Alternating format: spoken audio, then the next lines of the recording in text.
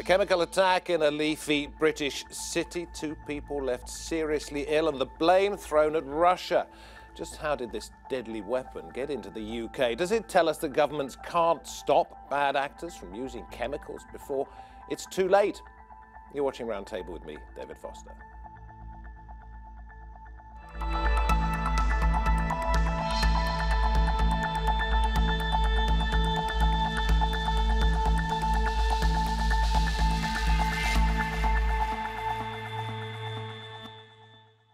Chemical and biological weapons have been used in war for more than a century. Even today, the Syrian president Bashar al-Assad is accused of using sarin gas on his own people. 2 weeks ago, 2 Russians were poisoned by a nerve agent in the British city of Salisbury, leaving them very close to death. How much of a threat do these weapons pose to our everyday lives? Can authorities stop the use of these weapons and make sure they don't fall into the wrong hands?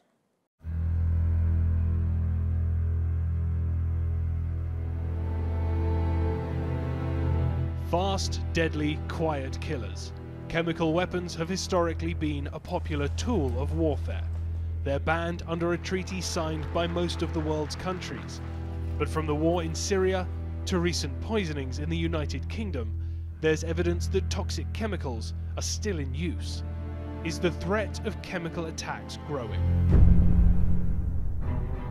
Chemical weapons were first used by Germany in the World Wars. Hydrogen cyanide, Adolf Hitler's weapon of choice during the Holocaust. And later they became useful tools for other countries as well. Chemical weapons have been used by dictators and terrorists. Saddam Hussein killed around 5,000 people in Iraq in 1988 with a cocktail of deadly gases. 7 years later, a cult movement in Japan carried out a sarin gas attack in Tokyo's subway, killing 12 people. Today, 96% of the world's known chemical weapons have been destroyed, according to the Organization for the Prohibition of Chemical Weapons. Sarin gas resurfaced in the Syrian city of Ghouta in 2013, with US intelligence saying at least 1,400 people were killed by the Assad regime. Syria had claimed to have disposed of all of its chemical weapons, but dozens of attacks have taken place over the last 6 years. What we've seen is a series of coordinated attacks using chlorine by the Syrian government. Russia has repeatedly vetoed to end UN investigations into Syrian chemical attacks. In the United Kingdom, former spy Alexander Litvinenko was killed by radioactive polonium in 2006. And last month, former Russian spy Sergei Skripal and his daughter were poisoned by the nerve agent Novichok. The British government has accused Russia of committing the attack. There is no alternative conclusion other than that the Russian state was culpable for the attempted murder of Mr. Skripal and his daughter. But Russia has denied any involvement, branding May's statement a circus show. At least 27 countries, including the US, France and Germany, have now expelled Russian diplomats. Western countries are seeking ways to combat any perceived threat. Britain is setting up a new chemical weapons defense center, and France is leading a global campaign to impose sanctions on those responsible for chemical attacks. Global authorities that prohibit chemical weapons usage are not always effective, and recent chemical attacks show a growing confidence among those keen to use them. If regulatory mechanisms don't work, how can these brutal weapons of mass destruction be eliminated? Is the world destined to fear chemical weapons for some time yet?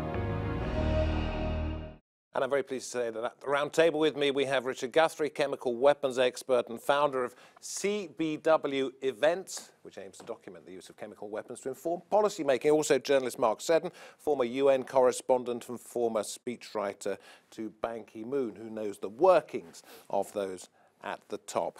Richard, interested with something you wrote, even though it was a couple of years ago, you said there's a myth that chemical and indeed biological methods of warfare are much less significant than nuclear weapons. What did you mean? Well, if you go back even just 50 years, that chemical and biological weapons were seen as currencies of power. You go back to the period just in the run-up to the Second World War, and Japan killed between 20,000 and 200,000 people in China. These were very significant weapons. In 1968, there was a leak of information by Tam Dalyell, one of which was the UK... British MP. British MP, yeah. That Britain no longer had an offensive chemical weapons programme, and this caused a scandal because a country the size of the UK should have one.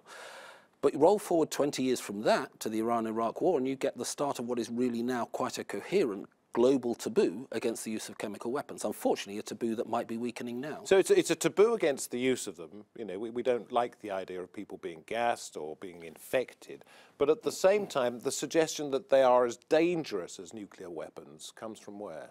Well, the most toxic of the nerve agents, you can kill vast numbers of people with a nerve agent, or an infectious disease. I mean, biological weapons could easily kill the same number of people that nuclear weapons do, if they were let out. Luckily, both chemical and biological weapons are much better controlled than nuclear weapons, and there's no country in the world... We'll get into the control, if we may, in just a moment. An awful lot of countries, Mark, have signed up to the Chemical and Biological Weapons Convention. I think there's only 4, perhaps, that haven't actually signed on the dotted line. That's North Korea. We need to be careful. There's 2 conventions, Chemical Weapons Convention and Biological Weapons Convention. Chemical Weapons Convention is only 4 that isn't. Biological weapons, there's about 20 that aren't. OK. Well, you'll tell me more about the biological ones in a moment, but we're talking North Korea, Egypt, Israel and South Sudan. Yes. So if all these other countries have signed up to it, why are we still seeing chemical weapons programs? Well, it would appear that some countries, even though they've said they've got rid of them, may still well be retaining them, or parts of the system have retained them. I mean, clearly it's the case of Syria. I mean, I was working at the UN when the weapons inspectors went in. There was everybody at the United Nations thought this was a good job done, and it did look as though the UN had done a glimmer of light in a grim situation. But as we've seen since, there's clearly been some retention. Other successes might be Libya, perhaps. We could talk about that. But there may well be countries that have hung on to them. There's a possibility one assumes that something has happened in Russia. Which has signed up to it. Which has signed up to it, which has supposedly got rid of all of its stock.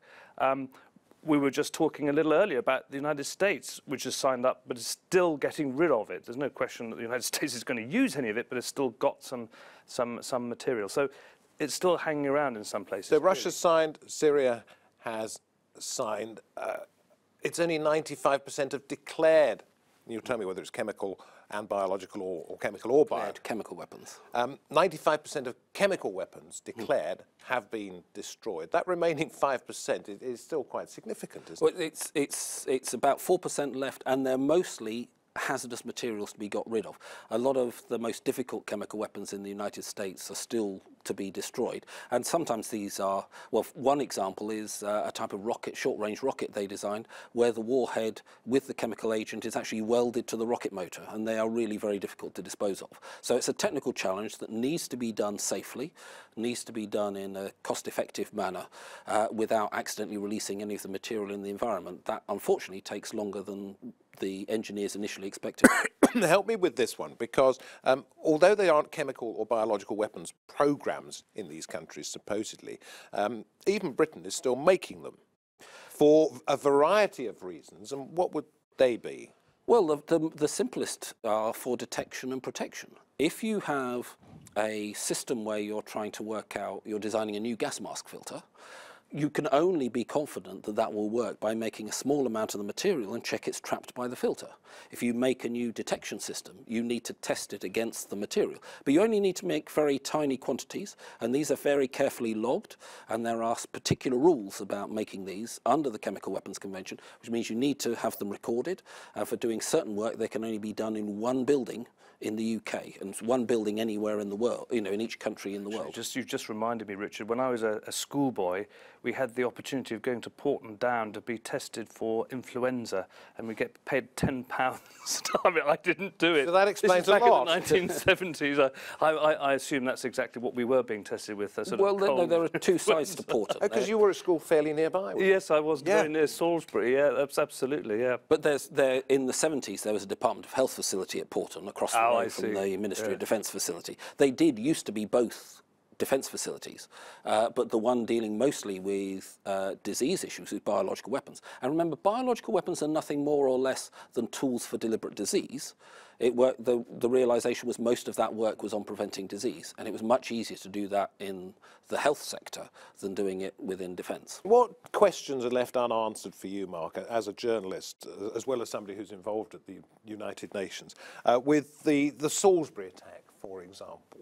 Transportation, detection, all of those? Well, we all end up being sort of amateur sleuths when it comes to things like this, but there are also a whole variety of unanswered questions, to my mind, and some of them would be quite reasonably being asked by the leader of the opposition before he was slapped down, and presumably those answers are going to come through the OPCW in the investigation. I'd like to know whether there's going to be because I think the British government could ask for the OPCW to investigate what Which Russia is the body in Amsterdam the that organisation, prohibition yes, of chemical weapons. I beg your pardon, yeah. But the other question is, to me, you know, if it is the case that the Russian state did this, why would it be doing such a thing to expose itself to such international opprobrium?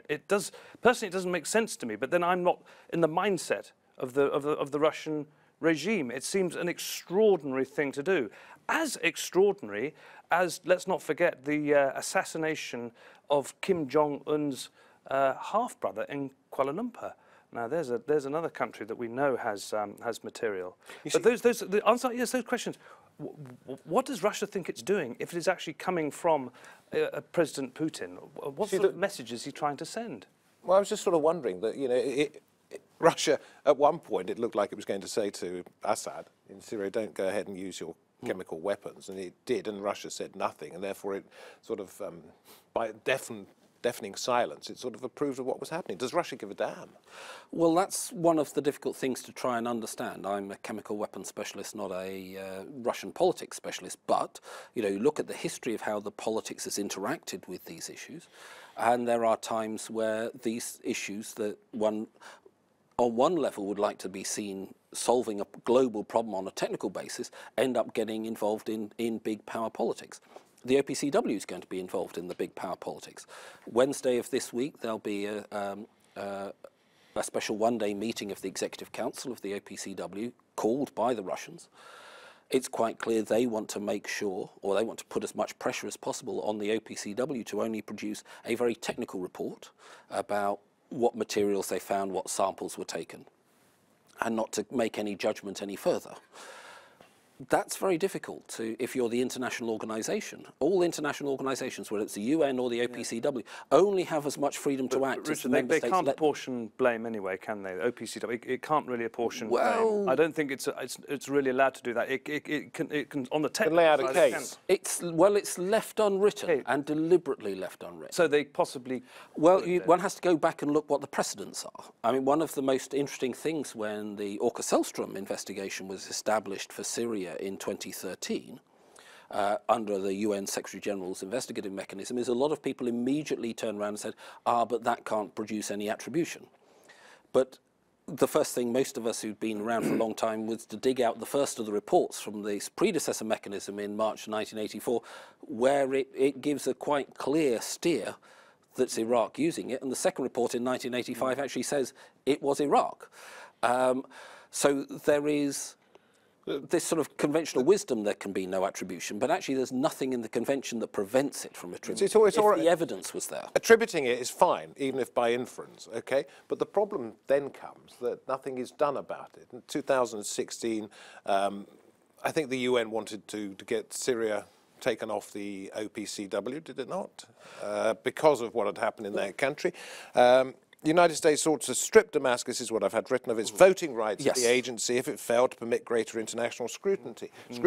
Along comes Russia, among others, and says you can't do that. So it then goes to, we want to tell you you were naughty. Well, do you know, I mean, there's no real... Well, there are obviously a whole variety of sanctions we talked about, but also what's really important is this issue of the poisoning in Salisbury has become a global one and has awakened interest, and it's really important because although we may be disappointed in actions that have been taken in the past, the question is what we do next. And in a volatile world, It's very, very important, it seems to me, to get a real head of steam up, to make sure these things don't happen again and to single countries out. And just looking forward to the end of this month, we're going to have the Trump-Kim Jong-un negotiations over North Korea nuclear. But perhaps they should also be about North Korea nerve agents, chemical agents too. They have considerable stocks. Nobody's talking about that. It's a good opportunity to push that. Is it your sense, because you've written about North Korea, you've reported from North Korea as well as being at the UN, that this may be used as part of any kind of bargaining chip, that we will deal also with our chemical or biological weapons, we being... Well, I mean, I don't know what's going on in the North Korean mindset, but they do actually have two very, very powerful items at the negotiating table. The global focus is on nuclear, but actually they also have nuclear, they also have nerve agents, chemical agents, there's no doubt about that. They've used them, and this is a considerable threat. If you live in South Korea, you're as alarmed or more alarmed, actually going back to your original argument, Richard, that they provide is potentially far more dangerous than a nuclear weapon. But other than against the half-brother, where are we talking about North Korea having used? Well, we don't know what they might be doing internally, and that's just supposition, I guess. Externally, I can't think of another. There's no evidence that North Korea has used chemical weapons, but there's very, very strong evidence in terms of what they've imported and the sorts of research work that they've done, that they've got an ability to produce large stocks of chemical weapons. Is it impossible to stop the importation of such chemicals? Because on its own, chemical A and chemical B and chemical C and chemical D could be simply for agricultural use or for anything.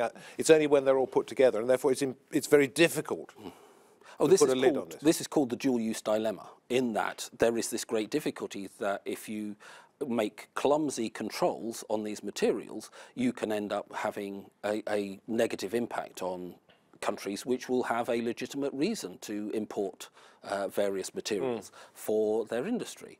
Can I talk to you about the UN? And we'll get to biological weapons in a moment, if we may. Do you get a sense, because you were at the UN over a period of introspection when it came to what had happened in the early 2000s regarding Iraq, do you get a sense that the mistakes made over the WMDs, if they were indeed mistakes, but they certainly didn't find any, has made the Security Council, the UN as a body, much more reticent about going after this sort of thing? I don't think reticent, but certainly much, and quite rightly, more concerned to get to the truth and not rush into judgment. I mean, clearly rushing into judgment over Iraq was a monstrous mistake at best. So they need to get the facts right. That's always been very clear, and that's why it's so important to have organisations such as the Organisation for the Prohibition of Chemical Weapons that we've been talking about.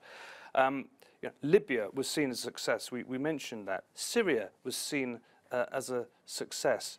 But it's interesting also, to my mind, that there isn't a focus, for instance, on Israel, on Egypt, because, as Richard has mentioned earlier, where these weapons have tended to be used the most has been the Middle East. And so certainly with Israel, certainly with Egypt, there are two countries where they could be put under real pressure by the European Union. And you think the OPCW with an office staff, what they call a secretariat of 500 plus, do you think it's effective? I think it's as effective as the international community will allow it to be. And I suppose the Salisbury incident has pushed chemical weapons right up the agenda. There's been a reluctance to address a lot of this. This is an issue that's very possibly changing. So, if the powerful countries on the Security Council say we want more of an emphasis on this, then they can make that happen. But I think it's very important to work out what are the criteria for success overall for the Chemical Weapons Convention. All international treaties are creatures of the time they were negotiated and of the major concerns of the people who were negotiating them. And when the Chemical Weapons Convention was being negotiated, it was about large amounts of chemicals that could be used on the battlefield in a coordinated manner to win a military victory. And in that regard... Is this the 1920s one or the 1997? In the 1990... Well, yeah. It came into force in 1997. Yeah. It was signed in 1993. And that was the major concern. Political leaders from many countries around the world have sent troops into the liberation of Kuwait, as it was referred to at the time, facing the prospect they might have chemical weapons used against them. That focused the minds of political leaders. It's not a coincidence that it was only a few years after that the Chemical Weapons Convention was negotiated. But the major concern was large-scale battlefield use. And so the CWC has monitoring and verification systems that are very effective at identifying any potential for people cheating with very large amounts of chemicals. Okay. It's not designed for small amounts of chemicals such as for assassination. How about this one, though? I mean, we've seen chlorine gas attacks, barrel bombs dropped in Syria. Chlorine is not an outlawed chemical weapon unless it is used in a particular way, because we know it's used for cleaning swimming pools, etc. White phosphorus, used in Gaza by Israeli forces, not an outlawed chemical weapon. I mean, how many ways around this are there? It's the dual-use dilemma. If you banned anybody able to have materials that contained chlorine or could produce chlorine, you would kill millions of people around the world because of dirty water supplies. This is the dual-use problem. And people will... There are many uses for white phosphorus. You could sort of broaden it out, and this is just for the sake of argument, to say, look, essentially, if you use these weapons in a way they're not designed for, that's a war crime. And states can be accused of war crimes. That should happen. Using white phosphorus on civilians in Gaza should be a war crime. In theory, it is. I mean, white phosphorus can be used to generate smoke. It's a very effective way of generating a smoke screen. And when it's used like that, under international law, although it's controversial, it is legal. You ever seen the end result? It goes straight through. If you use it in order to exploit the toxic effects on humans, then that's against the original 1925 Geneva Protocol and technically against the provisions of the Internet. A quick one, as we've come towards the end of the programme, not to scare anybody unnecessarily, but we've talked about chemical weapons mostly. Chemical weapons have to be transported to a particular place. They have to be delivered either by shells, rockets, bombs, whatever, or by humans perhaps into Britain. Biological weapons, not necessarily, because they can spread person to person, can they, etc., etc. Should we be more worried about biological weapons? Well, there are elements. Happy note to end on. There are aspects of the biological weapons problems we should be concerned about. There's no international verification of biological weapons. There's no international secretariat. You talked about the OPCW having 500 staff. There is a small secretariat in Geneva to support the Biological Weapons Convention. They're 3 people.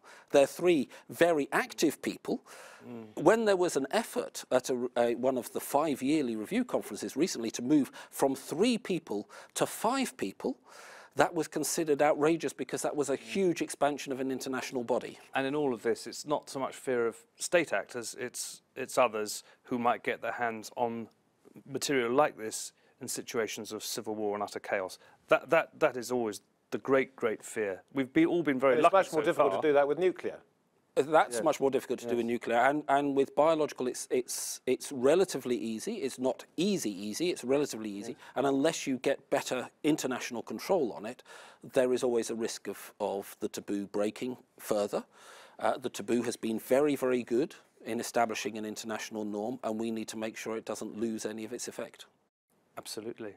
I couldn't disagree with any of that. And in terms of big questions still out there, I mean, Richard's one of the experts, but what are you left with at the end of the day? What needs to be done? Can the UN... Well, I mean, the UN, as ever, as powerful as the member states will make it. But I'm glad to see that what's happened in Salisbury, what's happened in Kuala Lumpur, has pushed this issue right to the top of the agenda again, where it needs to be. Biological weapons, I'm very nervous about, of course, like everybody else. And I've got one question about to ask you, because you might know, Richard. The agent in Salisbury, the delivery of, how did it get from? If it did come from Russia, how did it get from Russia to Salisbury, and how do we have no fingerprints from anybody on it? Well, that's a very long answer. We needed we've got about 45, 50 seconds. 45, 50 seconds. The first thing is contact poisons. Those that are designed to go in through the skin often give off very little vapour, so you could actually contain it within an object that you could bring that a detector at an airport wouldn't discover. That's quite a frightening thing. But again, that's a small amount of poison to use on a targeted attack. This is away from weapons of mass destruction issues. And you think that's probably the most likely way? Because they talked about it being contact poison perhaps put on the doorknob. The door handle That's how it then got appears moved to around be the city. focus at the moment. Once you've handled it, you know, you handle an object, you put your hand on something else, the material gets spread. So easily transported. It could have been an object brought into the country, you know, by Yulia, who'd been deceived to bring something in, and then the contamination got onto the door handle. I think there's still a little bit we yet to know. Maybe the investigators know already and aren't revealing what they know. Yeah, and a quick final thought. I mean, every time somebody finds a way of getting around something by, you know, outlawing it, somebody else equally clever or perhaps cleverer in terms of their physics and their chemistry is making something that we Well, we that's don't the know history of the Novichok's program. It was an effort to get around the Chemical Weapons Convention. Okay, Richard, thank you very, very much indeed. It's not a cheerful subject. Mark, thank you very much indeed, and for your inside knowledge of what goes on at the United Nations. Thank you for watching this edition of Roundtable. Chemical weapons and a little bit about biological weapons. The most frightening thing for me is the fact that you can't see them coming. You don't know they're there. They are silent killers, and they are extremely unpleasant, and we're seeing an increasing use of them in various theatres of conflict. From me, David Foster, and the Roundtable team, good to have had your company. Bye-bye for now.